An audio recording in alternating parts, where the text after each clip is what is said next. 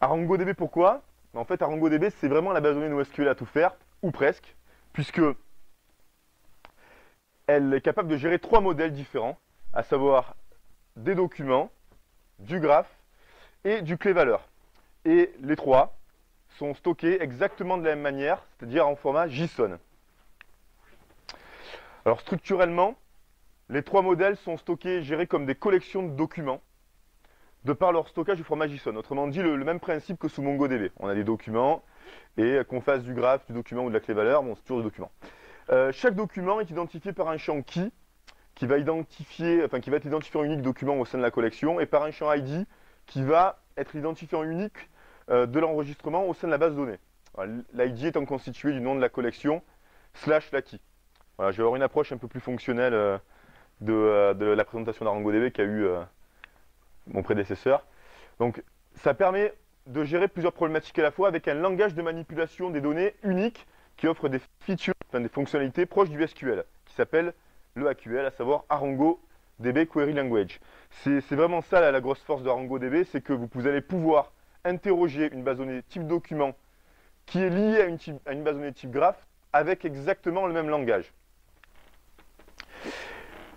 Et enfin, donc, la coexistence d'un modèle de type document et d'un modèle graphe au sein d'une même base de données, manipulable grâce à ce même langage, va offrir un système de NoSQL qui permet de se rapprocher finalement à la fois de la gestion d'une base de données traditionnelle, mais avec la complexité possible au niveau des relations qu'on peut avoir avec un système de type graphe. Les contraintes d'intégrité référentielle en moins, bien sûr, puisque voilà, les modèles NoSQL n'en sont pas pourvus. Bon. Les caractéristiques et fonctionnalités, première partie. Alors, il existe déjà des bibliothèques téléchargeables sur GitHub pour accéder à ArangoDB depuis de nombreux langages de programmation et outils, donc le PHP en fait partie. Malheureusement, on attend désespérément, parce que c'est encore assez récent, des bibliothèques pour l'attaquer depuis Symfony ou Laravel. Bon, moi j'essaie d'en coder une, j'essaierai de la mettre en ligne, un de ces quatre. Qui sera plus générique que simplement l'accès à un framework, bien que j'utilise Laravel.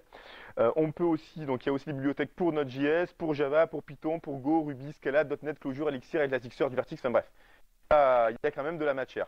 Et la plupart sont supportés par la société qui édite la solution. Gros avantage de ArangoDB, ça embarque Fox, j'ai le petit t-shirt là avec le renard, qui est un serveur d'application plus un framework JavaScript qui est basé sur le moteur Google V8 pour pouvoir développer ses propres API liées à ses bases ArangoDB. En français dans le texte, c'est un Node.js, mais dédié à ArangoDB. Quand je dis que c'est un Node.js, c'est pas exactement le cas, parce que si vous essayez d'installer Express ou Meteor, il va y avoir des petits problèmes de compatibilité, mais en tout cas, l'idée de fond est la même, c'est d'avoir un serveur d'application avec, avec un framework JavaScript, en tout cas un environnement JavaScript et un framework associé pour accéder à la base de données, aux bases de données de ArangoDB, de manière à être plus rapide, enfin pour avoir un système tout en un, on va dire. Enfin, il y a plusieurs moyens d'accéder au moteur de base de données. Donc soit l'API native de ArangoDB, qui est de l'HTTP REST classique, soit la Web User Interface embarquée. Alors je ne sais pas s'il doit y en avoir une avec Neo4j, j'imagine. Voilà, un peu classique, c'est-à-dire que vous vous connectez à votre localhost ou alors au serveur en question, le port qui va bien, et puis vous avez une super interface web, soit via Fox. Alors j'ai augmenté vite fait mon truc parce que je savais qu'il y avait du graphe, donc il y a dans Fox, le serveur dont je vous ai parlé juste avant, des features qui permettent de faire du GraphQL pour interroger la base, soit via ArangoSH qui est une interface de connexion à la base de données ArangoDB en mode console. Bon. Parmi les caractéristiques et fonctionnalités, en plus, par rapport à ce qu'on va retrouver classiquement en base dans la plupart des moteurs de base de données NoSQL, on a une indexation automatique donc des identifiants de documents et des nœuds dans les arcs, une indexation manuelle possible de certains champs ou ensemble de champs imposant une contrainte d'unicité par exemple. C'est-à-dire qu'on peut finalement faire de temps en temps imposer que tel ou tel champ doit respecter une contrainte unique comme on va le faire dans un moteur relationnel classique. Donc voilà, évidemment, ça va impliquer forcément des petites baisses de perf, mais en tout cas, on peut le faire si on le veut. Ça met aussi à disposition un système de transaction qui va permettre de pallier aux problématiques de cohérence et d'isolation des propriétés acides. Autrement dit, de pouvoir sécuriser la connexion, enfin s'assurer que il n'y aura pas de doublons, ce genre de choses si on en a besoin. Et le plantage au milieu. Ensuite, on peut aussi créer, alors ça on revient un peu sur le sujet sur lequel tu es un peu plus au fait que moi, parce que c'est vrai que moi j'utilise malheureusement ça en stand-alone, n'ayant pas encore des grosses problématiques avec des millions et des milliards d'enregistrements à traiter. On peut créer donc des bases de données en mode réplication ou sharding et déployer donc une base de données sur plusieurs serveurs, soit dans un cluster d'ICOS qui est basé d'ailleurs sur la solution Apache Mesos. On peut aussi créer des collections d'index géographiques. Alors ça c'est plus une feature, c'est-à-dire fonctionnelle que moi j'apprécie parce que voilà que tu peux faire sûrement, enfin que tu peux faire avec d'autres, qui sont exploitables via des fonctionnalités spécifiques adaptées à leur traitement pour par exemple traiter de la distance entre deux lieux, la présence d'un lieu dans un périmètre et ça travaille avec le standard GeoJSON.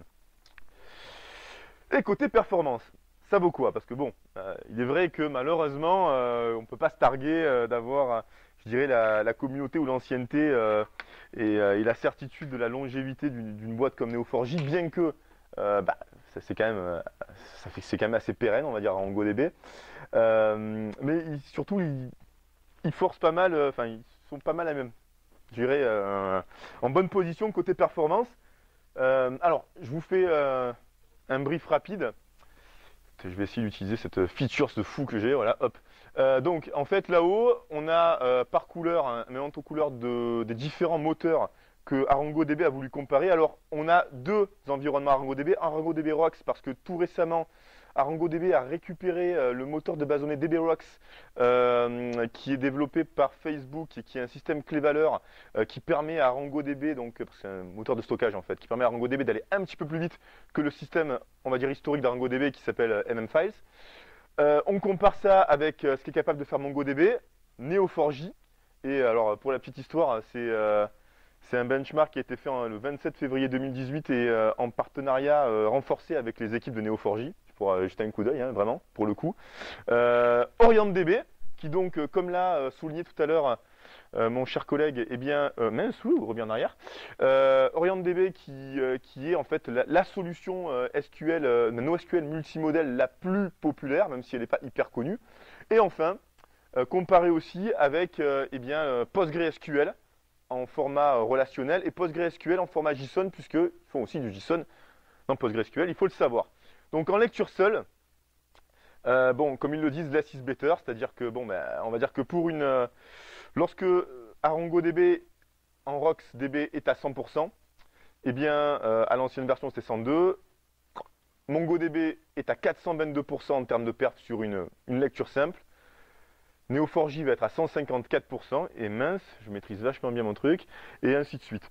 Donc on a une comparaison pour les lectures, l'écriture, les agrégations, autrement dit lorsqu'on fait du regroupement de données, le shortest path, on en parlera, le chemin le plus court, donc c'est plus rapide, 2 fois plus rapide que Neo4j. Écoute, c'est fait. Ah oui, bah écoute, hein, tu contrôleras. tu vois, c'est écrit sur le site. Moi, ils disent que ça a été fait vraiment en collaboration étroite avec Neo4j. Moi, je dis ça pour aller chercher les voisins les plus proches et les voisins avec des profils, autrement dit les voisins avec des données embarquées.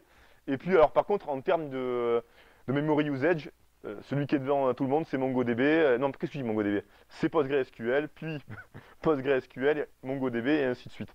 Voilà, donc tu iras contrôler. Peut-être que tu vas changer, tu vois, on ne sait jamais. Allez, on passe au suivant.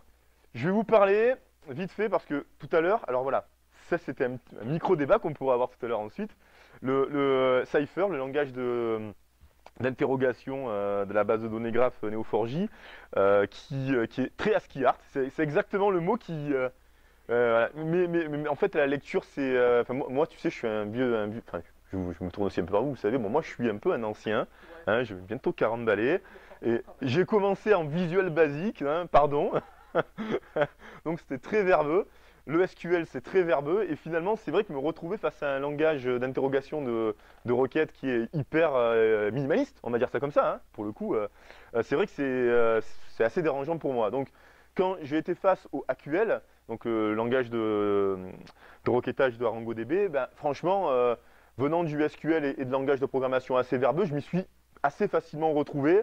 La courbe d'apprentissage est assez simple et voilà, et lire une requête me demandez pas une concentration de dingue, même lorsqu'elle est un peu compliquée.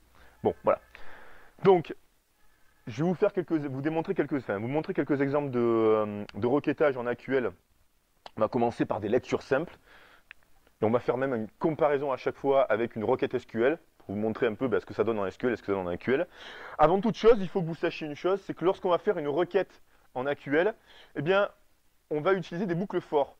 Pour revenir tout à l'heure un peu sur ce que demandait le garçon au fond, j'avais expliqué qu'en fait, on pouvait facilement aller faire un transfert de données d'une collection à l'autre, voire même déplacer tout simplement une arborescence, une sous-arborescence à un autre endroit de votre document, pour la bonne et simple raison que grâce à ce système de boucles for qui permettent de balayer l'ensemble des documents ou des collections dont on veut consulter les données, on peut facilement faire des traitements aussi. Bon, le résultat d'une requête de lecture en AQL est toujours un array, autrement dit un tableau qui peut être soit un tableau de valeur s'il y a un seul champ qui est renvoyé, soit un tableau d'éléments JSON si on veut des données un peu plus complètes. Bon, un exemple de lecture simple de données dans une collection. Bien, par exemple, imaginons que j'ai une collection personnes, donc qui va contenir des personnes. Je vais faire un for pi, en gros je vais donner un nom à une variable qui va être, comment dirais-je, le conteneur, la variable qui va contenir chaque élément de mon champ personne, enfin de mon document, je vais y arriver, de ma collection personne, chaque document. Donc en fait, pi va contenir tous les documents de ma collection personne, les uns après les autres, jusqu'à ce qu'on ait tout balayé. On va faire un filtre sur l'âge, autrement dit, on va dire que j'ai stocké tout simplement dans un champ âge en mode basique, en mode numérique. Donc on va vérifier, on va demander à filtrer, donc c'est l'équivalent d'un where, toutes les personnes qui ont un âge supérieur à 25 ans, et on va renvoyer donc le nom et le prénom de chaque personne qui ont plus de 25 ans. Et donc en SQL, simple, select, nom, prénom, from person, where age supérieur à 25. Donc finalement, mis à part le côté boucle, on s'y retrouve assez aisément. Si on veut faire une imbrication pour effectuer ce que j'appellerais une jointure classique entre deux documents, tout à l'heure, je vous avais parlé justement de ce cas de figure. Par exemple, j'ai ma personne, d'accord, qui est rattachée à un véhicule, puisque j'ai une voiture. Et en l'occurrence, on va dire que c'est dans le véhicule qu'on a la clé étrangère qui me relie mon véhicule à ma personne. Ok. Donc là, je vais embriquer deux boucles, comme on le ferait dans la programmation classique. Je vais faire un for p in personne, puis je vais enchaîner sur un for v in véhicule. Je vais filtrer sur mon véhicule .perso.id égale p._id. Je vous rappelle que underscore id, c'est un champ système de chaque document qui est automatiquement attribué et qui est donc ma clé primaire, tout simplement. Donc en l'occurrence de ma personne. Et là, je vais renvoyer le nom, le prénom et l'immatriculation du véhicule. Donc assez simple finalement. L'équivalent SQL, ça aurait été, voilà, nom, prénom, immatriculation, from person, join véhicule, on PID égale vperso ID. Assez simpliste finalement pour de la lecture classique. Pour faire des mises à jour, c'est aussi simple. Et on est très très proche du SQL et on conserve toujours un système de boucle pour faire des opérations sur plusieurs documents, parce qu'effectivement on peut en faire sur une... Donc là, si je veux faire un insert, je mets insert, je crée mon enregistrement JSON, nom, Dixten, prénom, Eric, in person. Franchement, c'est insert into person et puis hop, values. Donc c'est exactement la même chose, sauf que je l'écris différemment. Si je veux faire un update d'un document, donc solo, document seul, je vais faire update document. Là, document, c'est une fonction, comment on appelle ça, une fonction standard qui fait référence donc à un document qui est relié à cet ID, qui est rapport à cet ID là, pardonnez-moi. Avec âge 35, ça va mettre à jour le document qui est relatif à cet ID là, avec le champ âge qui va passer à 35 dans le champ, enfin pas dans le champ, dans la collection de personnes, pardonnez-moi. Et tout simplement, si je veux faire un remove, donc un delete, donc là c'est plutôt du remove qu'on va utiliser comme clause, on fait remove key, donc qui identifie mon enregistrement dans la collection, une personne. Assez simple finalement. Si je veux faire un update, ce qui arrive très souvent, sur plusieurs enregistrements, eh bien, on va faire une boucle sur personne, comme on l'a fait pour notre select en quelque sorte. Et là, on va faire un p une personne, update p. Donc, toujours p, c'est la variable qui contient le document en cours de lecture, avec with. Et là, on va indiquer l'âge, les champs qu'on veut modifier. Et là, par exemple, je vais modifier dans le champ âge, je vais y arriver, dans mon document P, je veux lui donner l'âge qu'il avait plus 1, parce qu'on veut incrémenter, on va dire qu'on fait ça chaque année, histoire de changer son âge, une personne. Donc vous voyez finalement la syntaxe est assez simple à retenir. Il existe aussi des instructions replace, donc lorsque je veux tout simplement remplacer un document en entier, et upsert, qui est en mode confort, c'est-à-dire si le document n'existe pas, je l'insère, s'il existe, je le mets à jour. Et ça marche exactement de la même manière. Bon, là voilà, alors moi on va attaquer la partie graph, êtes-vous prêts? Parce que moi, si tu veux, quand j'ai expliqué le graphe, je trouve que c'était bien expliqué, je trouve que c'est super bien, nos explications vont être complémentaires, je pense. Quand j'ai expliqué à mon auditoire marseillais le graphe, je sais que j'ai perdu 3/4 des mecs. Donc je trouve que les gens n'arrivaient pas à suivre parce que ça leur semblait un peu compliqué. Peut-être que ma manière d'expliquer le graphe est beaucoup... Pardon?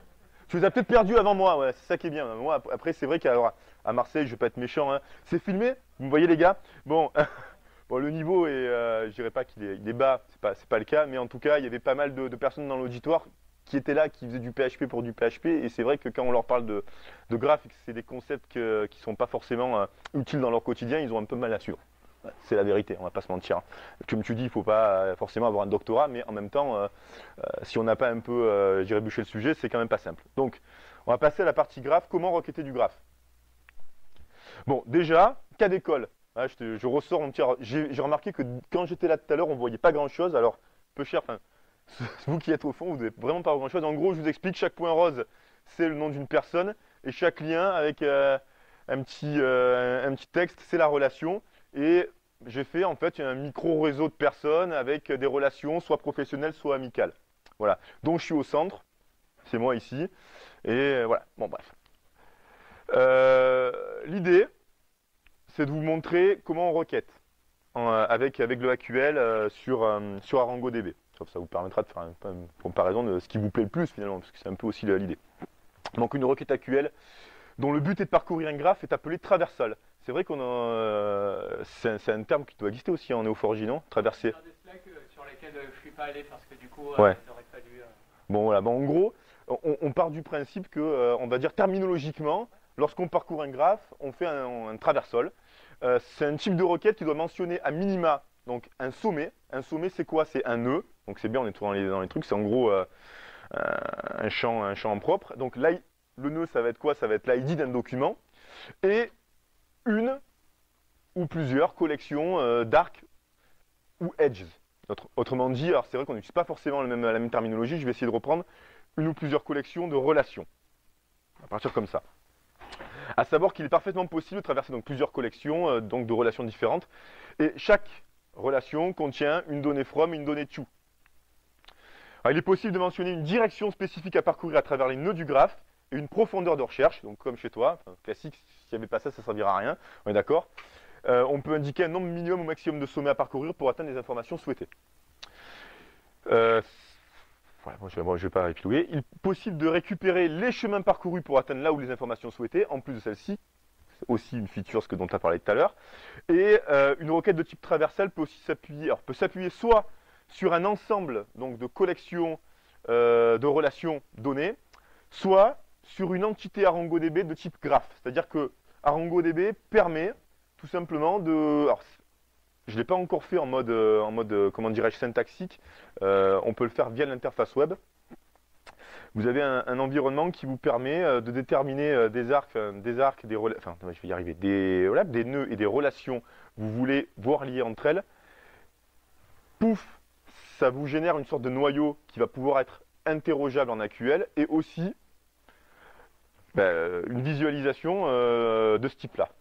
Voilà, je l'ai fait grâce à ça, c'est vraiment une sortie visuelle de ce que c'est capable de produire l'IHM de ArangoDB. Bon, voilà. Enfin, il y a deux types de requêtes traversal possibles. Alors, chez toi, je pense que c'est natif, puisque effectivement, c'est vraiment un truc typiquement graph. Mais sur ArgongoDB, il faut le préciser. Le parcours de graphe classique et la recherche du chemin le plus court, the shortest path, comme on dit. Bon, à l'instar d'une requête de lecture simple, donc un traversal, ça va s'appuyer sur une boucle for, d'accord, qui va prendre jusqu'à 3 variables. Le sommet, autrement dit le nœud visité, ça c'est obligatoire, autrement dit de où on part, quoi, le point central. L'arc ou donc la relation traversée, ça c'est optionnel, c'est un petit peu comme il disait tout à l'heure, en fait finalement, à partir du moment où on a un point de départ, le système est capable de chercher tous les chemins possibles pour arriver jusqu'à son but. Et enfin, le chemin parcouru jusqu'ici, ou enfin le chemin parcouru. En fait, ça c'est une variable qui va vous permettre, lorsque vous allez faire votre return, autrement dit votre restitution de données, de connaître le chemin. Ce n'est pas une variable qui va servir à mentionner le chemin que vous voulez spécifiquement. Bon voilà. Et ces variables vont être alimentées par les données obtenues lors du parcours du graphe. Pour les deux dernières. Alors, un exemple de parcours de graphe simple qui va retourner les relations de premier niveau d'une personne. Donc, comme je vous le disais, là, on va être en mode tranquille, enfin, en mode classique. Oh, je vais le faire avec mon machin. Donc, je vais faire un for sur mon V. Alors, V, c'est pour vertex, autrement dit sommet. E, edge ou relation. Donc, c'est les deux paramètres dont je vous ai parlé là. Là, je ne mets pas le path, ça ne m'intéresse pas. In, outbound. Alors, outbound, ça veut dire de from vers to. Si je voulais faire un to vers from, il faudrait que j'écrive un inbound. Et si je voulais faire un dans tous les sens, j'écrirais any, A-N-Y en anglais. Là, j'indique le point de départ, à savoir la personne, l'identifiant de la personne. Qu'on appelle ça? Aide-moi, les relations, là en l'occurrence mon edge qui s'appelle relation pour le coup, donc mes relations. Et je vais renvoyer pour chaque vertex le nom, le prénom et le type de la relation, qui est soit ami, soit pro. Voilà. Et alors effectivement, en y réfléchissant, c'est plus verbeux. Ça dépend vraiment comment tu vois le truc. Moi voilà, une fois qu'on a compris le truc, je trouve que c'est. Enfin, moi, j'aime bien le côté verbeux, encore une fois. Bon, ça, c'est une question d'école. Hein. Voilà. Bon, bref. Un truc un peu plus compliqué, vite fait. Un exemple de parcours de graphe avec une profondeur et une unicité des sommets dans la liste des résultats. Autrement dit, on va retourner toutes les relations de niveau 1 à 4 d'une personne sans résultat doublonné. Si on ne le précise pas, eh bien, on peut très bien aller chercher toutes les relations jusqu'à l'infini. Et puis surtout, vu qu'on peut avoir des relations dans plusieurs sens, imaginez simplement que je suis collègue avec monsieur devant et je suis collègue avec monsieur devant et monsieur est collègue avec monsieur, eh bien ça va me sortir 2 fois monsieur parce que je suis collègue avec lui et que monsieur est collègue aussi avec monsieur. Si je veux avoir une seule fois la personne qui sort et non pas 2 fois, eh bien je peux le préciser grâce à certains arguments. Donc pareil, je vais faire un vertex, une relation et P, donc là ça va être le chemin que je veux avoir que je veux montrer ou sur lequel je vais filtrer en fait. Là je vais préciser 1 à 4, autrement dit, relation avec une profondeur de niveau 1 à niveau 4. Si je veux, je peux faire de niveau 3 à niveau 5, on peut faire ce qu'on veut. Ani dans tous les sens, parce que les relations peuvent partir dans tous les sens. Hein. En partant d'une certaine personne, en utilisant uniquement les edges, les arcs relations, et en mettant certaines options. Unique vertice global, c'est pour dire que justement, je veux n'avoir qu'un seul sommet qui passe à chaque fois, enfin en tout cas une seule personne qui sort à la fin. Et BFS, c'est pour que ça aille... c'est une option qui permet de dire je vais jusqu'au bout de mon graphe, je reviens, je vais au noyau, je vais jusqu'au bout de mon graphe, et ainsi de suite. Parce que selon, si vous ne mettez pas cette option, ça peut aller chercher d'abord toutes les relations de niveau 1, puis aller chercher les relations de niveau 2, et ainsi de suite. Là, ça va chercher 1, 2, 3, 4 dans la même liste, revenir au nœud principal et aller chercher les autres. Enfin, ça, c'est vrai que c'est un peu... Bon, toi, tu comprends, les autres comprendront pas, on s'est compris, mais... Bon, ça sort, et à la fin, je ressors toujours mon nom, mon prénom et ma relation. Bon. Voilà. Moi, j'ai rajouté ça parce que je sais qu'à Marseille, c'était... Voilà, donc si vous êtes toujours là, je vous rassure, on est bientôt au bout. Parcours de graphe un peu plus complexe. Si je veux rajouter un filtre sur le type de relation, ben, je vais rajouter un filter, comme on le faisait dans les requêtes classiques, en disant que pour toutes les relations, enfin les types de toutes les relations doivent être égales à ami. Si c'est égal à ami, ça me sort uniquement les relations amicales. Enfin, en tout cas, les personnes qui ont une relation amicale avec mon personnage principal dans la chaîne. Autrement dit, si à un moment donné, il y a une relation professionnelle entre deux personnes, eh bien, le lien est rompu et on n'ira pas plus loin dans le graphe. Ensuite, on va juste terminer sur le second type de requête traversale qui permet d'atteindre le chemin le plus court. C'est un cas classique, les réseaux sociaux. Alors, c'était souvent le cas, non, ça le fait encore sur LinkedIn. Vous le savez, sur LinkedIn, pour la plupart d'entre vous qui l'utilisez, vous avez, quand vous checkez le profil de quelqu'un avec lequel vous n'êtes pas en contact, il y a souvent écrit de quel niveau est cette relation-là. De niveau 2, niveau 3, niveau 4, même parfois c'est hors de votre réseau. Bon, dans les faits, je pense que c'est jamais hors du réseau, c'est juste que c'est trop loin. Trop loin pour qu'il l'affiche. Concrètement, The Shortest Path, ça permet de savoir quel est le chemin le plus court pour arriver d'un élément à un autre, et là d'une personne à une autre. Parce que je peux très bien être en relation à 2 niveaux avec monsieur par l'intermédiaire de ce monsieur-là, mais je peux aussi être en relation à 4 niveaux en passant par 3 personnes entre nous deux. Et donc l'intérêt, souvent, c'est d'aller chercher le chemin le plus court. Donc il y a un système de requêtes qui fait ça. Pareil, on utilise toujours le vertex et l'edge, autrement dit les collections et les sommets et les relations. On donne toujours une direction avec any. On donne un mot-clé qui est shortest path pour dire là, tu t'enquiquines pas la vie, tu vas directement me chercher le chemin le plus court. Seul petit inconvénient de ce mot-clé, c'est qu'avec ArongoDB, on ne peut pas faire de filtre spécifique comme je l'ai fait précédemment. On peut arriver exactement au même résultat, par contre, en utilisant une requête traversale classique et puis en filtrant finalement sur le fait que ce soit le chemin le plus court. Mais bon, voilà, c'est une petite option dont moi je me sers qui est quand même bien pratique. Voilà. Enfin, pour aller plus loin, c'est officiel arongodb.com. Il est super bien documenté. J'insiste parce que moi, finalement, je me suis formé sans tutoriel, uniquement avec la doc. Par contre, pas de version française, faut pas rêver, même si c'est allemand, mais bon là. Et puis oui, je le précise, c'est bien de le savoir. Si vous voulez un t-shirt ArongoDB ou Fox, on en offre quelques-uns. On n'a pas encore déterminé, parce que j'en ai qu'une vingtaine. Je sais pas combien vous êtes, mais vous êtes beaucoup plus de 20. On va voir comment est-ce qu'on les distribue. Et puis voilà, est-ce qu'il y a des questions? Je sais que tout le monde veut prendre l'apéro et je comprends s'il n'y a pas de questions, honnêtement, parce que là c'est long. Il y a des questions du coup? Et dites qu'il n'y a pas de questions et si vous voulez m'en poser, vous me verrez voir après. Ah, ça fait mal. Là, je viens de perdre ma rétine, tout va bien. Ah, je meurs de soif. Non mais il y a de quoi boire après. Bah oui, justement. Bon, c'est tout bon? Allez. Une question. Ah, une question. Ça m'aurait pas dérangé, vraiment. Hein. Je me serais pas senti mal, je vous le garantis. Je meurs de soif. Allez-y. Au niveau des temps d'accès à la base, Yes. en comparaison justement d'autres systèmes à peu près équivalents, Ouais. et souvent les temps d'accès sont incompressibles, Ouais. est-ce que c'est plus performant ou moins performant que le système ST1? Ah bah, il y avait je sais pas si tu as vu, mais il y avait. Dans le graphe, Ouais, c'était dans le graphique à un moment donné. C'est l'une des plus performantes par rapport à toutes les autres. Alors après, tout dépend, le mode d'action. Enfin, tu iras regarder sur le site, tu verras en plus, il y a un détail très précis de dans quel cas, pourquoi, comment. C'est plus simple que. Mais bon, en tout cas, c'est l'une des mieux placées dans son domaine. Il y a un gros avantage à Arongo, c'est qu'elle est écrite en C, C++, donc du coup ça fait des gains de performance importants. Par contre, il faut faire attention en fonction du business que vous avez et ce que vous voulez faire. Il faut aussi regarder dans un contexte qui est celui du cluster en fait, de la haute disponibilité. Parce que des fois, un système standalone, Oui. plus il charge en mémoire, plus il est performant. Si vous avez tout en mémoire, vous avez une performance inégalée. Par contre, du coup, le sharding de la mémoire, ça c'était un autre problème. Donc, faut bien regarder. Je fais pas les bench, hein, donc je peux pas du tout.